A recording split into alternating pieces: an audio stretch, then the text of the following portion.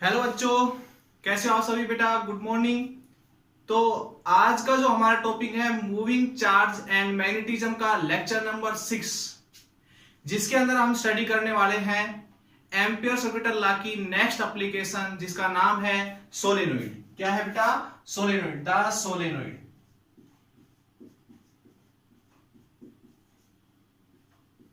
Solenoid ये application है बेटा एम्पियर सर्किटल लॉ की। ठीक है, क्या है ये डिवाइस? ठीक है, ये आपके पास इसका मैग्नेटिक फील्ड इंटेंसिटी से क्या ताल्लुक, तो वो सारी चीजें आज हम स्टडी करेंगे। मोस्ट इंपोर्टेंट एप्लीकेशन है बेटा। ठीक है, तो आज इस आर्टिकल्स को हम दो तरीकों में डिवाइड करके चलेंगे। एक तो आपका जो सीबीएसई बोर्ड में क्वेश्चन आता है उसको आपने कैसे अटेम्प्ट करना है, अगर ये आईआईटी में अगर इससे रिलेटेड कोई क्वेश्चन आता है, जेईई मेंस में कोई रिलेटेड इससे क्वेश्चन आता है, तो उसको हम किस तरीके से अटेम्प्ट करेंगे। ठीक है बेटा, तो आज हम इस आर्टिकल को दो तरीकों से पढ़ेंगे, बोर्ड के बेस पे और आपके पास जेईई मेंस में जो क्वेश्चंस आते हैं, न्यूमेरिकल्स आते हैं सोलेनोइड के ऊपर, उसके बेस पे। ठीक है, तो देखिएगा सोलेनोइड है क्या बेटा। तो सोलेनोइड एक्चुअल में क्या है, एक नॉन कंडक्टिंग, आपने एक पतली सी एक कोई भी बॉडी ले ली सिलेंड्रिकल शेप की, नॉन कंडक्टिंग। पता है आपको नॉन कंडक्टिंग का मीनिंग क्या कह रहा हूं मैं? जैसे कि लकड़ी ले ली, एक सूखी लकड़ी ली हमने, ठीक है, और वो बिल्कुल पतली है और उसके ऊपर हमने वायर लपेट दिया इस तरीके से।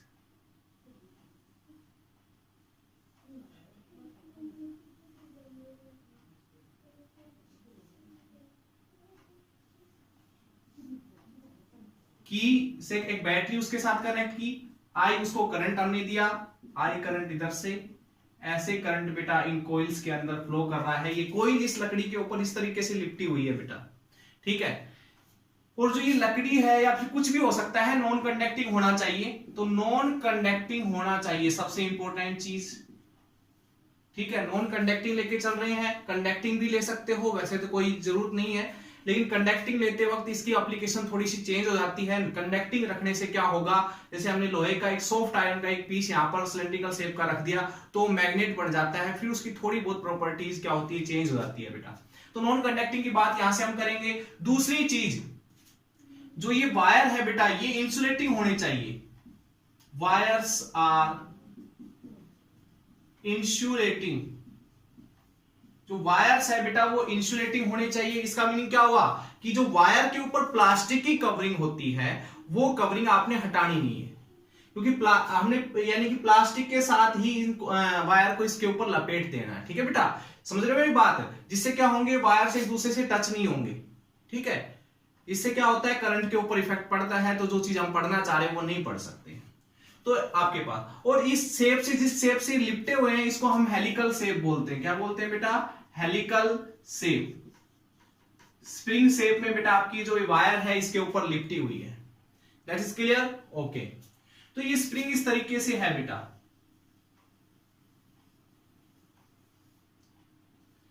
ठीक है, बेशक आप इस रोड को इसके अंदर से निकाल भी सकते हो, कोई दिक्कत नहीं। स्प्रिंग शेप देके इन वायर को और रोड को बाहर निकाल रहे हैं, बीच में हम कह सकते हैं इसके क्या है, एयर या वैक्यूम। क्या है बेटा? वैक्यूम है। तो इसमें करंट किस तरीके से फ्लो कर रहा है, इस तरीके से। तो ऑब्जर्व क्या चीज की गई, वो उस पर ध्यान देने वाली बात है। ऑब्जर्व क्या चीज की गई, तो ऑब्जर्व किया गया बेटा कि यहां पर जब हम इसको करंट दे रहे थे, इन कोइल्स को करंट दे रहे थे, और करंट देने के बाद इसको हम एक फ्रीली सस्पेंड कर रहे थे, यानी कि लटका रहे थे एक रस्सी से बांध के। जैसे कि बार मैग्नेट को अगर आप लटका दोगे, जो मैग्नेट होती है ना बार मैग्नेट, उसको आप एक थ्रेड्स के साथ अगर लटका दोगे तो क्या होगा बेटा, उसके जो नॉर्थ और साउथ की तरफ वो हमेशा रुकेगी। अर्थ के नॉर्थ और साउथ की तरफ हमेशा रुकेगी। ये चीज आप बचपन से पढ़ते आ रहे हो, 9th 10th 8th इसकी साइंस में आपने पढ़ लिया कि जब भी किसी बार मैग्नेट को एक रस्सी के साथ बांध के लटका दिया जाता है तो हमेशा अर्थ के नॉर्थ साउथ की तरफ रुकती है। तो ऐसा ही बिल्कुल इसके साथ हुआ। ठीक है, इसको भी एक रस्सी के साथ बांधकर लटकाया गया तो ये भी अर्थ के नॉर्थ और साउथ की तरफ रुकी। ठीक है, क्या रुकी बेटा? अर्थ के नॉर्थ और साउथ की तरफ रुकी, यानी कि ये as like a bar magnet काम कर रही है। यानी कि यहां पर इसके बीच में, इसके आसपास अपने खुद का इस करंट ने मैग्नेटिक फील्ड प्रोड्यूस किया है। ये बात तो हम पढ़ते आ रहे हैं, 5 लेक्चर पढ़ चुके पीछे। ठीक है बेटा, तो यहां से ये चीज हमने ऑब्जर्व की। हमने क्या किया, बैटरी के टर्मिनल चेंज किए, इधर नेगेटिव इधर पॉजिटिव लिया, करंट चेंज हुआ, करंट की डायरेक्शन चेंज हुई। तो करंट की डायरेक्शन जैसे ही बेटा चेंज हुई, ठीक है, तो करंट की डायरेक्शन चेंज होते ही ये जो ऐसे एडजस्ट था ये सोलेनोइड, ये बिल्कुल 180 डिग्री घूम गया। बस सीधी सी बात है, जब आपके पास करंट की डायरेक्शन चेंज कर दोगे तो नॉर्थ साउथ की डायरेक्शन भी चेंज हो जाएगी भाई, मैग्नेटिक फील्ड अलग डायरेक्शन में प्रोड्यूस होने लग जाएगा। तो इस तरीके से ऑब्जर्व किया गया, यानी कि ये एज ए बार मैग्नेट काम कर रहा था। तो ये हमें पता करना था एम्पियर्स ऑफ लॉ से कि इसने इसके द्वारा प्रोड्यूस हुई, इस करंट जब इसके अंदर फ्लो कर रहा है तो इस करंट के द्वारा प्रोड्यूस हुआ मैग्नेटिक फील्ड, इस करंट के द्वारा प्रोड्यूस हुआ मैग्नेटिक फील्ड इस सोलेनोइड के अंदर कितना है। यही चीज आज हमने बेटा स्टडी करनी है, यानी कि magnetic field produce in A solenoid. आज हम इसके बारे में डिस्कस करेंगे। तो देखिएगा बेटा,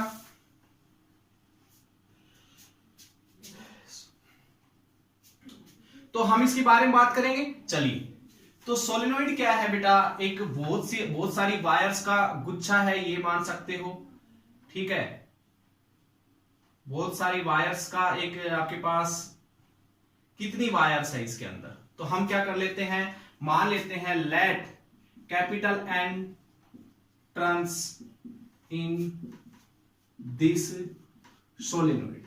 इस सोलेनोइड के अंदर बेटा कितनी कॉइल्स है टोटल, यहां से यहां तक इसकी लेंथ हम L मान लेते हैं। तो L लेंथ के अंदर total capital N numbers of coil है।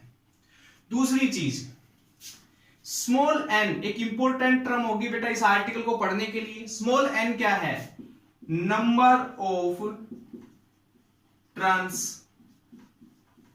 पर यूनिट लेंथ, ठीक है, समझ रहे हो, number of turns per unit length. मैं कहूं यहां से यहां तक 10 सेंटीमीटर इसकी लेंथ है, 10 सेंटीमीटर के अंदर मान लो 1000 हमने ऐसे कोई लपेट रखी है, ठीक है, 1000 कोइल्स ऐसे लपेट रखी है, 1000 कोइल्स हमने 10 सेंटीमीटर के अंदर बेटा लपेट रखे। तो 1 सेंटीमीटर में कितनी होगी, तो क्या कर सकते हैं बेटा, 1000 को 10 से डिवाइड करोगे तो क्या आ जाएगा, 100 कोइल 1 सेंटीमीटर में है, ऐसे बोल सकते हो आप। तो वही है हमारा स्मॉल n, यानी कि ये कह सकते हो स्मॉल n क्या है बेटा, total number of coil per unit length. ये इंपॉर्टेंट टर्म होगी बेटा इस आर्टिकल के लिए। अब इस आर्टिकल को हम दो तरीकों से पढ़ेंगे, जो बोर्ड के लिए भी जरूरी है, साथ साथ जेईई मेंस के लिए जरूरी है। तो बोर्ड के लिए आपने किस तरीके से इस क्वेश्चन को अटेम्प्ट करना है, और जेईई मेंस में अगर ये क्वेश्चन आते हैं, इसके न्यूमेरिकल इसके ऊपर आते हैं, तो किस तरीके के आएंगे। तो इस आर्टिकल को हम दो तरीकों से बेटा स्टडी करेंगे। तो स्टार्ट करें फिर। चलिए, एक चीज और देखिएगा, यहां पर आर्टिकल शुरू करने से पहले एक चीज और देखिएगा, थोड़ी सी एक बार समरी पढ़िए सोलेनोइड के बारे में। अच्छा, ये जो सोलेनोइड है ये इस तरीके की कोई एक मान सकते हो एक लकड़ी है, और इस लकड़ी के ऊपर ऐसे वायर लपेट रखे हैं। इस लकड़ी को बीचों बीच ऐसे काट दिया जाए, यानी कि चीर दिया जाए, ऐसे बिल्कुल बीचों बीच चीर दिया जाए, हाफ हाफ कर दिया जाए, तो ये कैसी दिखाई देगी बेटा, ऑब्जर्व कीजिए। मैग्नेटिक फील्ड की डायरेक्शन पता करना बड़ा जरूरी है, तो ऑब्जर्व कीजिए, बीच से काट दे इसको,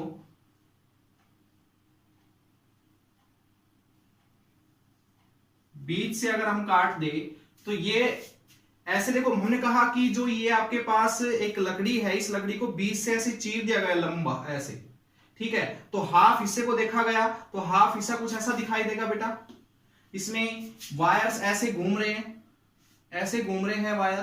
तो वायर में क्या है कि ऐसे करंट बाहर की साइड निकल रहा है, ऊपर से बाहर की साइड निकल रहा है, और नीचे से अंदर की साइड एंटर कर रहा है। तो बाहर निकलते हुए करंट को डॉट से नोट कर लेता हूं, नीचे क्रॉस से, ठीक है। तो ये क्या है बेटा, हम यहां से बात कर रहे हैं कि हमने इसको हाफ हाफ ऐसे चीर लिया बीच से। तो हाफ से अगर देखें तो इस तरीके से है, तो ये वायर ऐसे आ रहा है, ऊपर से नीचे की साइड ऐसे जा रहा है, ऊपर से आ रहा है, नीचे की साइड जा रहा है। तो करंट भी ऊपर से आ रहा है, नीचे जा रहा है, ऊपर से आ रहा है, नीचे जा रहा है। तो ऊपर से आने वाले करंट को हमने डॉट से नोट कर लिया, जो वायर्स के साथ साथ आ रहा है बेटा, जो कोइल्स है उनके साथ साथ आ रहा है, ऊपर से आ रहा है, नीचे से एंट्री कर रहा है। तो क्रॉस से नोट करते हैं अंदर की साइड की डायरेक्शन दिखाने के लिए, बाहर की साइड की डायरेक्शन दिखाने के लिए बेटा हम डॉट से नोट करते हैं। ये चीज पता है आप सभी को। चलिए, तो हम नेक्स्ट देखिएगा बेटा, देखिए यहां से अब आप लोग ऑब्जर्व कीजिए, इस चीज को ऑब्जर्व कीजिए।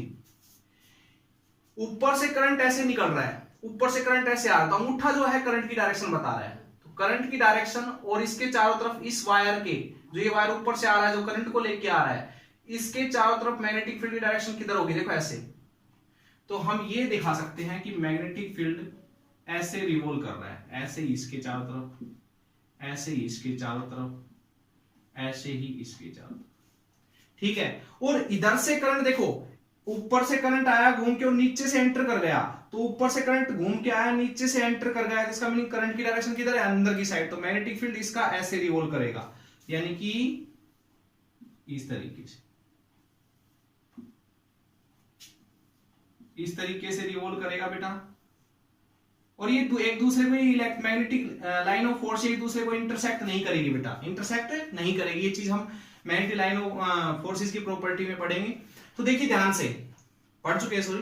तो ये आपके पास मैग्नेटिक लाइन ऑफ फोर्सेस जो है ऐसे रिवॉल्व कर रही है इस करंट एलिमेंट्स के चारों तरफ, जो वायर है, ठीक है। और भी होगी इसके चारों तरफ, लेकिन वो क्या करेगी इसके साथ, इस वाले के देखो ये भी इधर और ये भी इधर, तो ये क्या करेगी, वो ऐसे आपके पास सुपर इंपोज्ड हो जाएगी और ऐसे आपको कुछ मैग्नेटिक लाइन ऑफ फोर्सेस देखो, इसकी और भी होगी, नीचे वाले की भी होगी, इसकी भी होगी, तो ये देखो आपस में मिक्स हो जाएगी। तो इसको हम स्ट्रेट लाइन ही ऐसे दिखा सकते हैं पूरी की पूरी कंप्लीट, ठीक है। मान रहे नहीं ये बात। तो यहां से आपके पास कुछ ऐसे तरीके से आपको मैग्नेटिक लाइन ऑफ फोर्सेस दिखाई देगी। दूसरी चीज, अंदर की बात कर रहे हैं, अंदर जो मैग्नेटिक लाइन ऑफ फोर्सेस की डायरेक्शन दिखा रहे हैं हम। दूसरी चीज क्या, यहां पर भी मैग्नेटिक फील्ड होगा। देखो आप कहोगे कि सर हाँ होगा, बिल्कुल ऐसे रिवॉल्व करके मैग्नेटिक लाइन ऑफ फोर्स ऐसे जाएगी, ऐसे रिवॉल्व करके ऐसे जाएगी, तो यहां पर भी मैग्नेटिक फील्ड होगा, बिल्कुल नहीं होगा बेटा। देखिए ऑब्जर्व कीजिए इस चीज को, यहां से देखो ये इसका मैग्नेटिक फील्ड ऊपर की साइड जा रहा है और इसका इधर मैग्नेटिक फील्ड नीचे की साइड आ रहा है। तो दोनों के इस पॉइंट के ऊपर मैग्नेटिक फील्ड क्या होंगे, अपोजिट डायरेक्शन में होंगे, इन दोनों कॉइल्स की वजह से, ठीक है। ये कोई जो ऊपर से एक निकल रही है, दूसरी निकल रही है, तीसरी निकल रही है, चौथी निकल रही है, तो ये अपने ऊपर की साइड क्या होगी, इनकी फील्ड की डायरेक्शन क्या होगी बेटा, अलग अलग होगी, जिससे ये एक दूसरे की मैग्नेटिक फील्ड को कैंसिल कर देंगे। यानी कि आउटसाइड जो मैग्नेटिक फील्ड होगा वो 0 होगा, और इनसाइड देखिए इधर इधर इधर सारी मिक्स हो जाएगी। तो यानी कि कहने का मतलब सेम डायरेक्शन होने की टोटल मैग्नेटिक फील्ड अंदर की साइड होगा। सोलेनोइड की के अंदर जो कॉइल्स होती है, इनके अंदर मैग्नेटिक फील्ड होगा बेटा, लेकिन बाहर कोई मैग्नेटिक फील्ड नहीं होगा। तो ये चीज आप लोगों ने ऑब्जर्व करके चलनी है, बाहर नहीं होगा, अंदर की साइड मैग्नेटिक फील्ड होगा। अंदर की साइड कितना मैग्नेटिक फील्ड होगा, मान लो पी पॉइंट ले लिया कोई, इस पी पॉइंट पे मैग्नेटिक फील्ड निकालना है, वो कितना होगा, इसी के बारे में बेटा स्टडी करेंगे हम। देखिएगा ध्यान से, चलो स्टार्ट करते हैं आर्टिकल। हम आर्टिकल स्टार्ट करते हैं। मैग्नेटिक फील्ड इंटेंसिटी निकालते हैं, इनसाइड है सोलेनोइड। तो सोलेनोइड बेटा दो टाइप के होते हैं, आइडियल और non ideal solenoid. Ideal solenoid क्या होता है और नॉन आइडियल क्या होता है। आइडियल सोलेनोइड वो होता है, आइडियल सोलेनोइड की बात कर लेते हैं। ये मान लो बिल्कुल पतली सी एक है और इसके ऊपर वायर ऐसे लिपटा हुआ है, यानी कि ये कह सकते हो कि ये जो है आपके पास इसकी रेडियस के कंपैरिजन में इसकी जो लेंथ है वो बहुत ज्यादा है। तो इसको हम बोल सकते हैं इनफाइनाइट लेंथ का सोलेनोइड, है ना, इनफाइनाइट सोलेनोइड। इनफाइनाइट सोलेनोइड बोल सकते हो बेटा इसको, इनफाइनाइट सोलेनोइड भी इसको बोल सकते हो, और इसको बोल सकते हैं आइडियल सोलेनोइड। ये होता है आइडियल सोलेनोइड, ठीक है। क्या बोल सकते हो बेटा इसको, आइडियल सोलेनोइड बोल सकते हो। नॉन आइडियल सोलेनोइड क्या हो गया बेटा, जिसकी रेडियस और लेंथ दोनों कंपेरेबल इक्वल हो, या फिर उसको रेडियस को लेंथ के कंपैरिजन में नेग्लेक्ट ना कर सके। तो ये चीज समझ में आगे होगी आपको, ज्यादा हार्ड नहीं है। अब देखिए आगे हम डिस्कस करेंगे जो मेन है हमारे पास, इसका मैग्नेटिक फील्ड इंटेंसिटी निकालना, इसके बीच में कहीं पर किसी पॉइंट के ऊपर। तो बेटा ऐसे आप समझ ही गए होंगे मैं क्या चीज बना रहा हूं।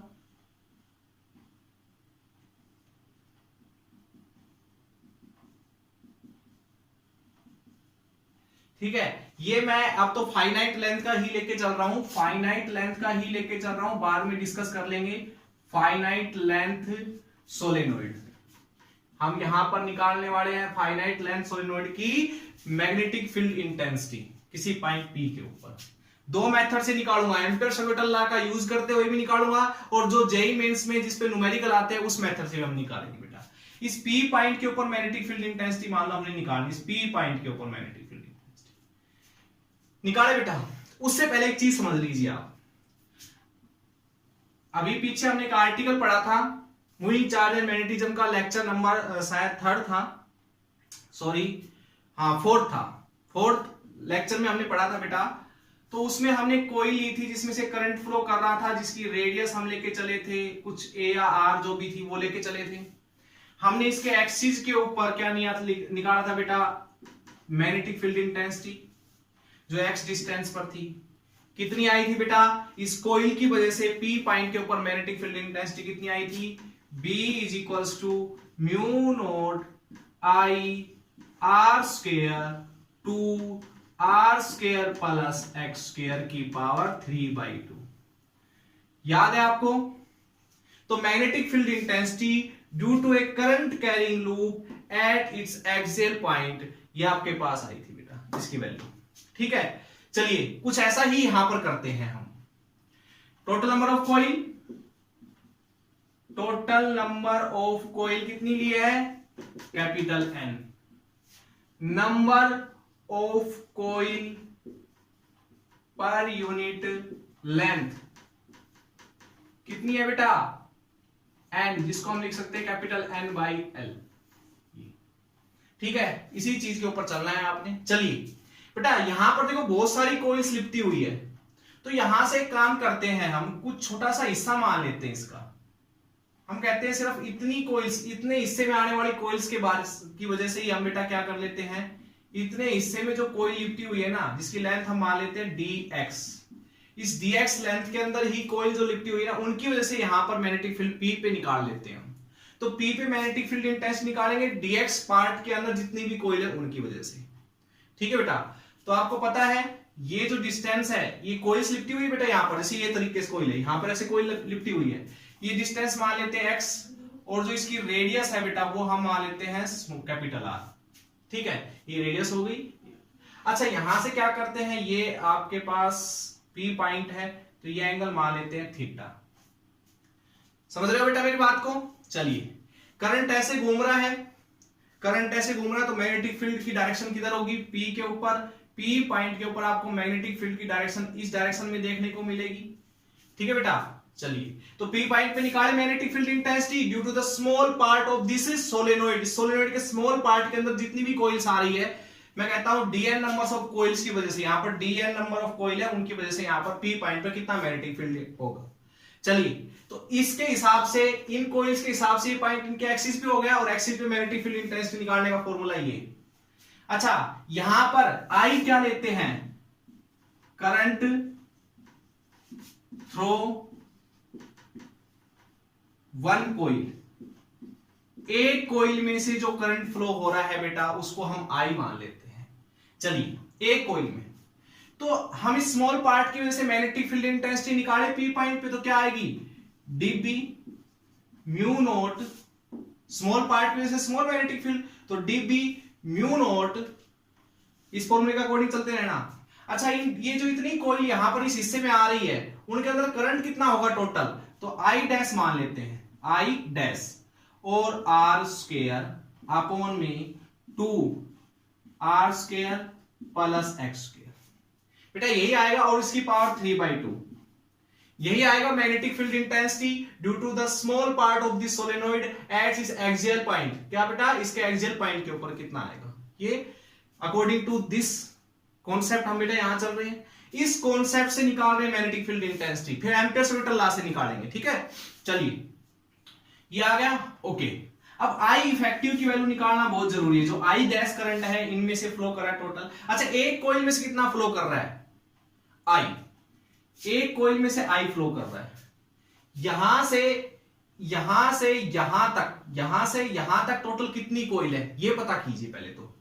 ठीक है बेटा, तो 1 सेंटीमीटर में कितनी कोइल है, N, 1 सेंटीमीटर में N कोइल, तो dx में कितनी होगी, N dx, और एक कोइल में कितना करंट है I, तो एन डी एक्स कोइल में कितना करंट होगा बेटा, आई डैश की वैल्यू कितनी आ जाएगी, एन डी एक्स आई से मल्टीप्लाई कर दोगे, तो यहां से आपको आई डैश की वैल्यू मिल गई, dB is equals to mu naught N d X I R square by 2r square plus x square की पावर 3/2। अब इसी के आगे हम इसी को हम स्टडी करने वाले हैं बेटा, आगे ध्यान दीजिए। साफ कर दूं मैं इसको, साफ कर दूं बेटा। एक कॉइल में से करंट I, हमें पता करना है यहां पर टोटल कितनी कॉइल है। 1 सेंटीमीटर या यूनिट लेंथ में कॉइल आती है बेटा n, यूनिट लेंथ में कॉइल है n, dx लेंथ में कितनी होगी n dx। एक कॉइल में करंट I, तो n dx में कितना होगा n dx I, ठीक है। तो I डैश की वैल्यू हमें मिल जाएगी, वो रख ली यहां पर। चलिए ये चीज आगे समझ बेटा, साफ कर दूं मैं इसको। चलिए देखिए आगे, फिलहाल मैं फाइनाइट लेंथ का सोलेनोइड लेके चल रहा हूं बेटा।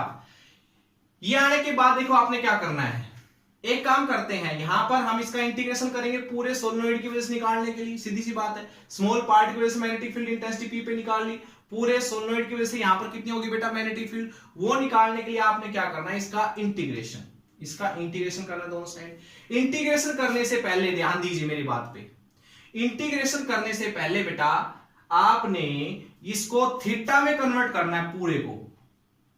तो ये जो एंगल माना था बेटा, ये आपने थीटा माना था। अच्छा एक काम करते हैं, यहां से ऐसे ज्वाइन कर लेते हैं इसको, तो ये एंगल जो हो गया θ1 हो गया, और इसको यहां से ज्वाइन करते तो यहां से आपके पास टोटल यहां से लेकर यहां तक हो गया θ2। समझ रहे मेरी बात को बेटा? देखिए θ1 से लेकर θ2 तक पूरा सोलेनोइड कवर हो जाता है, θ1 से θ2 तक P पॉइंट के साथ इस एक्सिस, जो ये एक्सिस है बेटा, जो मैग्नेटिक फील्ड की डायरेक्शन है, इसके साथ इस वाले एंड ने एंगल बनाया θ1 और उस वाले एंड ने इसके साथ एंगल बनाया θ2। तो इसी कॉन्सेप्ट पे बेटा चलेंगे, ध्यान दीजिए θ1 थीटा में कैसे कन्वर्ट करें इन सभी को। तो बेटा देखिए एक बार मैं यहां पर बना देता हूं डायग्राम, कुछ इस तरीके से है। ये तो डिस्टेंस है r, ये यहां से यहां तक का जो है r है, ठीक है।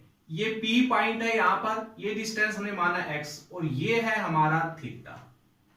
यहां से हमने एक पॉइंट लिया है, इससे हमने इसको माना है θ1, और एक पॉइंट इधर है, ठीक है बेटा, उसको हमने यहां से पूरे को माना है θ2। तो ये सारी चीजें तो आप समझ ही गए होंगे। अब देखिए मैंने इसको जो थीटा माना था इसके बारे में ऑब्जर्व करते हैं। देखो थीटा के सामने वाला परपेंडिकुलर ये हो गया बेस, तो बेस अपॉन में परपेंडिकुलर क्या आएगा बेटा, base upon perpendicular cot theta. क्या आएगा बेटा, कोड थीटा। देखिएगा बेस अपॉन में perpendicular is equals to cot theta. तो x की वैल्यू क्या आ गई बेटा, cot theta, r cot theta. अब इसका करिए differentiation with respect to theta, with respect to theta इसका डिफरेंशिएशन कीजिए। क्या आएगा, r कोड थीटा क्या आ जाएगा थीटा के रिस्पेक्ट में, माइनस कोसिकेंट स्क्वायर थीटा। तो dx की वैल्यू क्या आ गई बेटा, यहां से थीटा उधर चल जाएगा, r cosecant square theta d theta. लो बेटा dx की वैल्यू आ गई, x की वैल्यू आ गई, उठा के इसमें पुट कर दो, करे इसके अंदर पुट। तो देखिए dp की वैल्यू क्या आएगी, रखिए इसमें म्यू नोट n, ये जो i है r स्क्वायर को आगे लिख लो। dx की जगह क्या लिख सकते हो बेटा, minus r cosecant square theta d theta, minus आगे लिख लिया बेटा हमने, ठीक है। ओके dx की वैल्यू पुट कर दी यहां पर, नीचे क्या है 2r स्क्वायर प्लस x की वैल्यू रखो, x की वैल्यू क्या है r कोड थीटा। तो यहां पर क्या करेंगे बेटा, x की जगह x स्क्वायर है तो r square code square theta 3/2। ये आ गया बेटा हमारे पास, देखो कंप्लीट थीटा में कन्वर्ट हो चुका है। r जो कैपिटल r है वो तो है ही कांस्टेंट, ठीक है बेटा। चलिए साफ कर दो इसको, स्क्रीनशॉट लेना चाहते हो तो ले लीजिए, अगर बेटा साफ कर रहा हूं मैं इसको। देखिए अब इसको सोल्व कीजिए। डीबी, ध्यान दीजिए, dB minus mu naught N I R square, sorry R square और आर क्यूब हो गया बेटा, R cube cosecant square theta d theta upon में, देखो नीचे से बेटा आर स्क्वेयर कॉमन आ रहा है, आर स्क्वेयर 3/2 पावर के अंदर से बाहर जब निकालोगे तो क्या बचेगा, आर स्क्वेयर से 2 कैंसिल 3 बचेगी, तो आर की पावर 3 बचेगी, आर की पावर 3, अंदर क्या आएगा 1 प्लस कोट स्क्वेयर थीटा 3/2, ये आ गया डीबी। अब इसी को सोल्व कर रहे हैं, इंटीग्रेशन नहीं कर रहे हैं अभी से, R square sorry R cube, देखिए ऊपर आर क्यूब नीचे आर क्यूब कैंसिल, तो हटा ही दीजिए इसको, तो cosecant square theta d theta, नीचे क्या आएगा बेटा 2, 1 प्लस कोट स्क्वेयर थीटा क्या होता है बेटा, 1 plus coat square theta cosecant square theta, cosecant square theta की पावर 3/2, तो क्या आ जाएगा कोसिकेंट की पावर 3, ये आ गया, ऊपर 2 पावर नीचे 1 पावर कैंसिल, तो डीबी की वैल्यू क्या आ जाएगी बेटा, mu naught N I d theta upon में क्या बचेगा नीचे 2 कोसिकेंट थीटा, अब कोसिकेंट थीटा जब ऊपर जाएगा तो क्या आएगा minus mu naught N sine theta d theta by 2, ठीक है बेटा, इधर लिख देता हूं थोड़ा सा, देखिए नीचे की साइड मैं साफ कर दूं इसको भी, चलिए, तो dB minus mu naught N I sine theta d theta, cosecant ऊपर जाएगा साइन थीटा बन जाएगा, नीचे आ गया 2, तो ये आ गया बेटा स्मॉल एलिमेंट की वजह से magnetic field intensity at point P, ठीक है बेटा। अब हमने क्या करना है इसका इंटीग्रेशन, तो इधर वाले को साफ कर दूं, देखिए चलिए इंटीग्रेशन करते हैं डीबी का, integration minus mu naught N I sine theta के रिस्पेक्ट में करेंगे, लिमिट पुट करेंगे बेटा, थीटा 1 से थीटा 2 तक पूरा सोलेनोइड कवर हो जाता है, देखो थीटा 1 तो यहां से और थीटा 2 वहां तक, तो पूरा सोलेनोइड कवर हो जाता है थीटा 1 से थीटा 2, तो डीबी का इंटीग्रेशन तो हो गया बेटा बी, तो total magnetic field intensity minus mu naught N I, बाहर निकाल लिया 2 बाहर निकाल लिया, नीचे अंदर बचा साइन थीटा डी थीटा का इंटीग्रेशन, साइन थीटा का इंटीग्रेशन क्या होता है माइनस कोस थीटा, थीटा 1 से थीटा 2, माइनस को बाहर निकालो प्लस हो जाएगा, तो यहां से बेटा मैग्नेटिक फील्ड इंटेंसिटी प्लस का हो जाएगा बेटा, ये माइनस बाहर निकलेगा, तो mu naught N I by 2 cos theta 2 minus cos theta 1, this is the final answer of magnetic field intensity due to the solenoid at its interior point, ये P point कहीं पर भी हो सकता है बेटा, अंदर कहीं पर भी हो सकता है, हमें चलो यहां ले लिया, लेकिन ये कहीं पर भी हो सकता है, ओके। देखिए आगे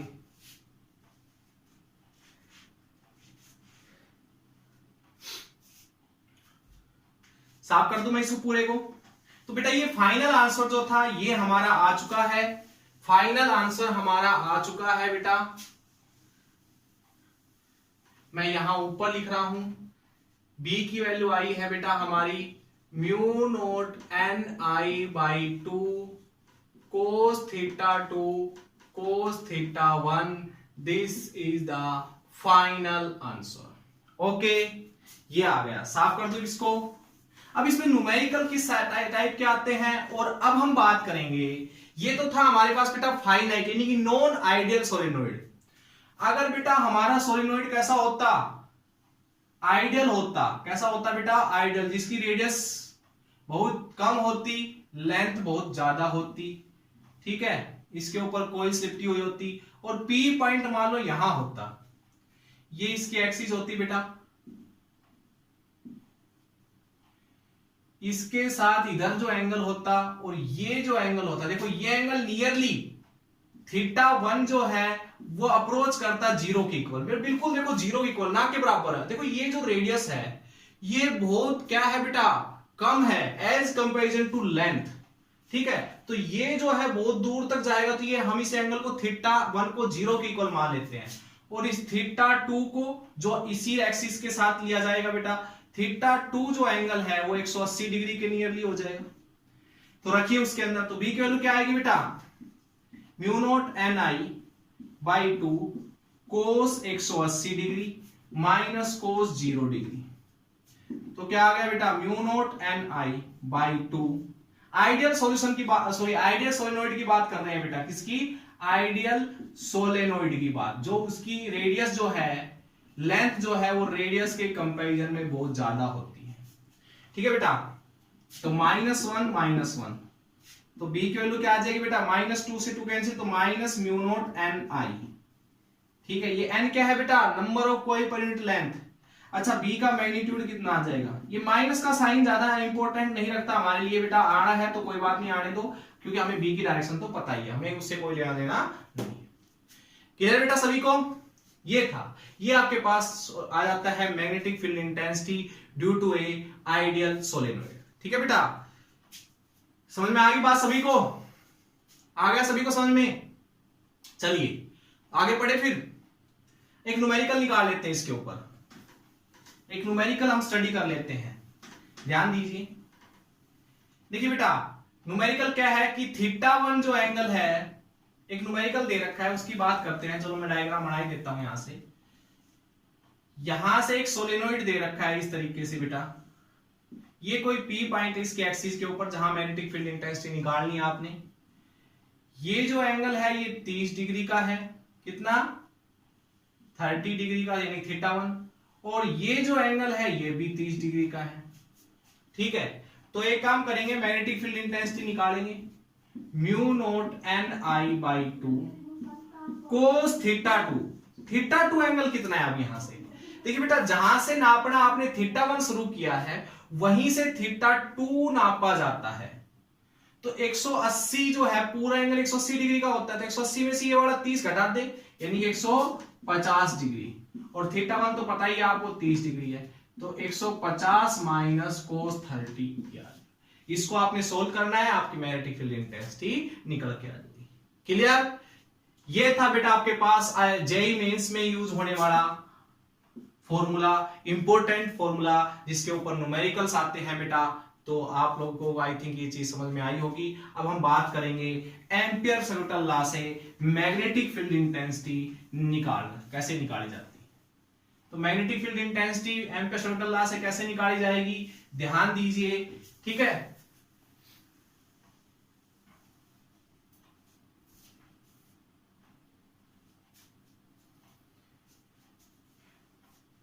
देखिए बेटा,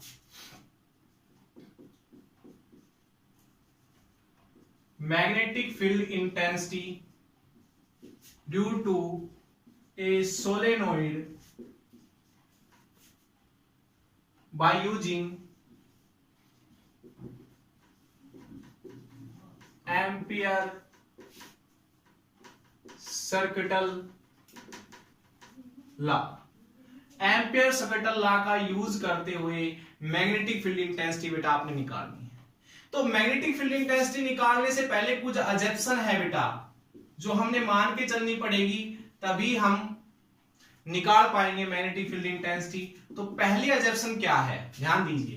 पहली अजम्पशन है बेटा कि जो मैं आप लेके चल रहे हो सोलेनोइड, वो कैसा होना चाहिए, आइडियल सोलेनोइड होना चाहिए, आइडियल सोलेनोइड होना चाहिए। ठीक है, पहली बात तो ये।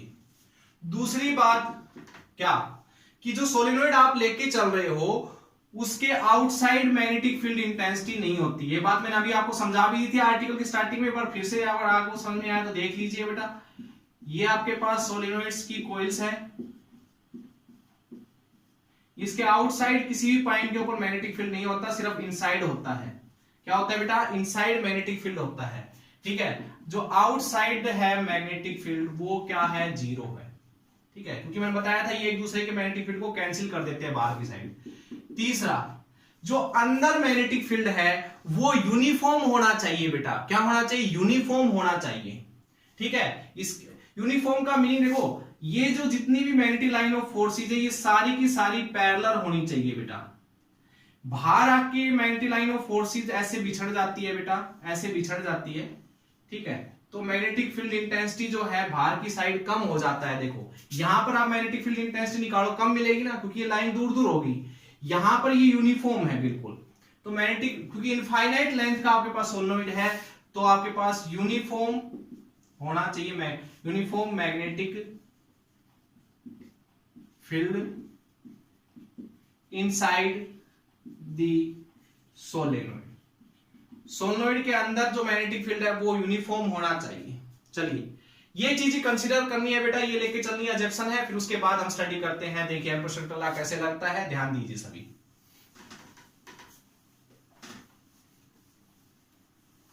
देखिए बेटा क्या काम करना है, ये हमने इनफाइनाइट लेंथ का एक सोलेनोइड ले लिया, जिसमें आपके पास इस तरीके से बेटा ये कोइल्स हम मानते आ रहे हैं।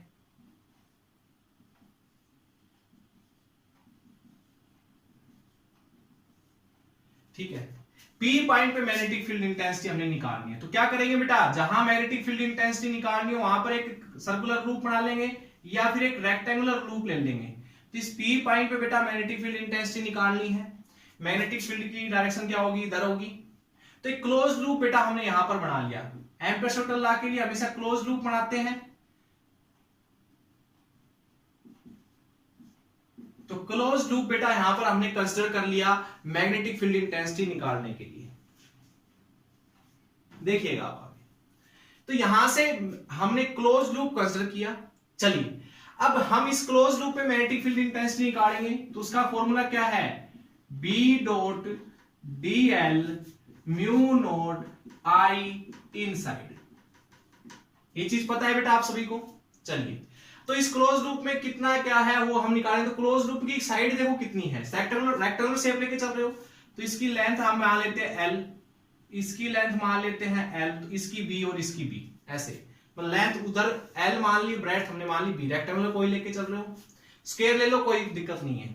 ठीक है, देखिए बेटा तो ये वाला जो हिस्सा है close loop A B C D की बात हो रही, तो A B C D close loop बेटा 4 हिस्सों में बटा हुआ है, A B B C C D और ए डी।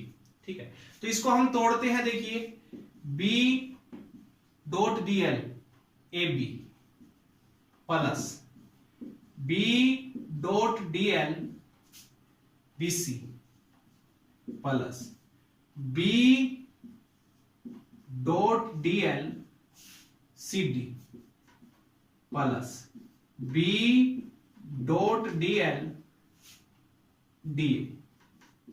ठीक है, और is equals to mu naught I inside.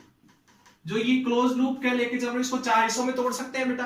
अब देखिए ये वाला हिस्सा जो है ए बी, ये लेंथ की देखो, लेंथ की डायरेक्शन ऐसे और मैग्नेटिक फील्ड ऐसे, यानी दोनों परपेंडिकुलर, बी और एल दोनों परपेंडिकुलर।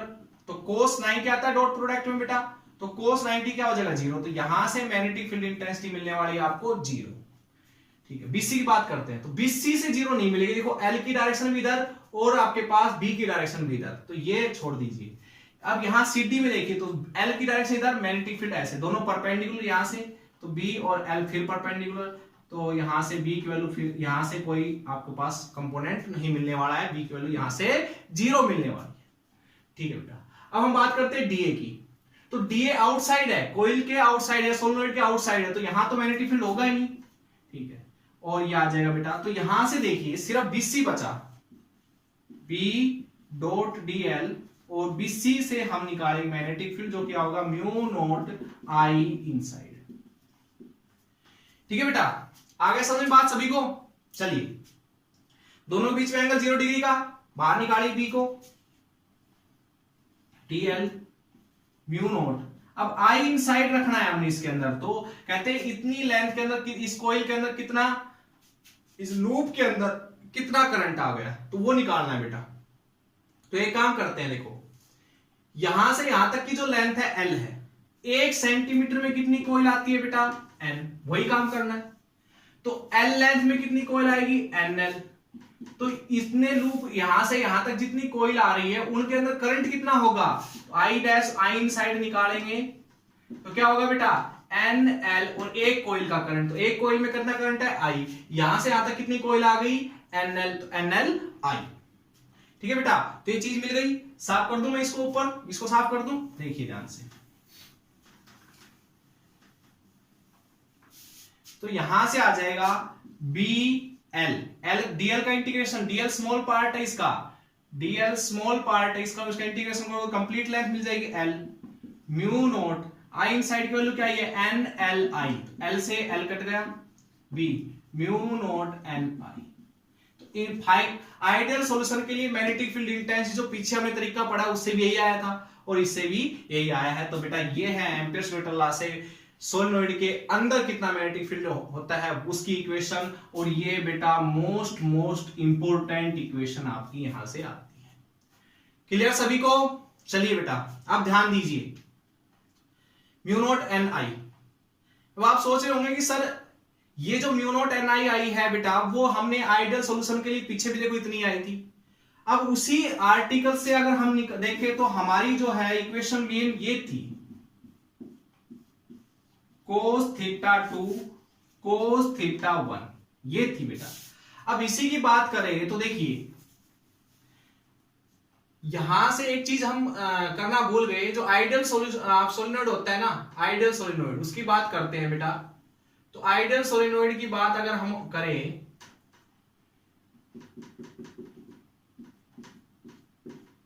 ठीक है, तो अगर पॉइंट P बिल्कुल इसके इस एंड पे हो, P पॉइंट यहां पर हो, ठीक है, ये इसके एक्सिस हो, तो ये एंगल जो है ये तो हो गया पूरा बेटा देखो 180 डिग्री का, नियरली 180, और जो एंगल आपके पास ये वाला है तो ये हो गया 90 डिग्री का। θ2 तो हो गया 180 डिग्री का और θ1 हो गया बेटा 90 डिग्री का। तो इस इक्वेशन में रखना एक बार, अगर पॉइंट बिल्कुल इसकी एज पे हो, अंदर होगा तो उसका तो निकाल चुके हम, म्यू नॉट NI आया था, कर सके डिस्कस।